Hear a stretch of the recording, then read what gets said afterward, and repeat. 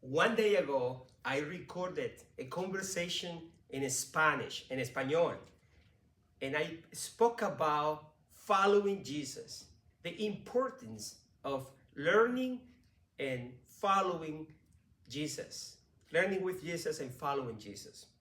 And I know some of you friends probably wanted to know what I was speaking about because it was in Espanol.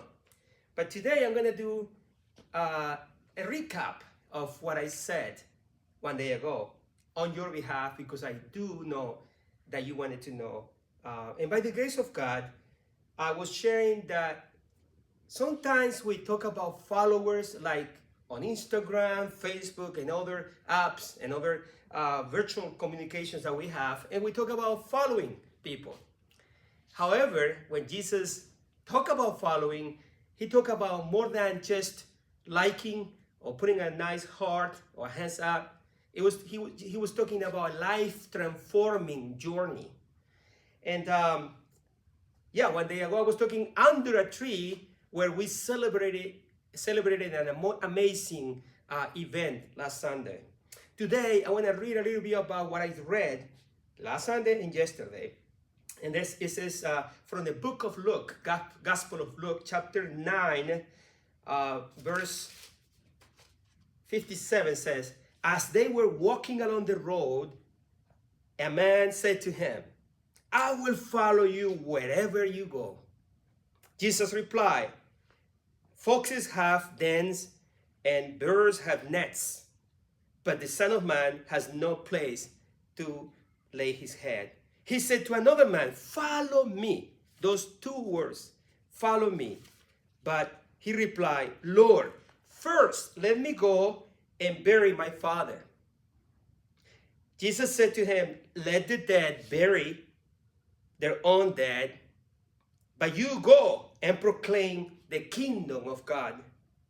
Still another said, "I will follow you, Lord, but first let me go back and say goodbye to my family." Jesus replied, "No one who puts a hand to the plow and looks back is fit for service in the kingdom of God." Now, think about that for a moment. We're talking about following Jesus and what it means. And these days, more than ever, I will say, we need to understand what it means to follow Jesus. Why? Because again, following is just not liking Jesus or appreciating Jesus, but actually embracing Jesus wholeheartedly. His teachings, his examples, his love. It's a risky enterprise to follow Jesus. It's an amazing, rewarding enterprise too, to follow Jesus. However, Jesus is clear here when he says, hey, the first thing that you need to do when you're following me is putting me first. Because, Jesus appreciates family, appreciates previous commitment and mourning and all that.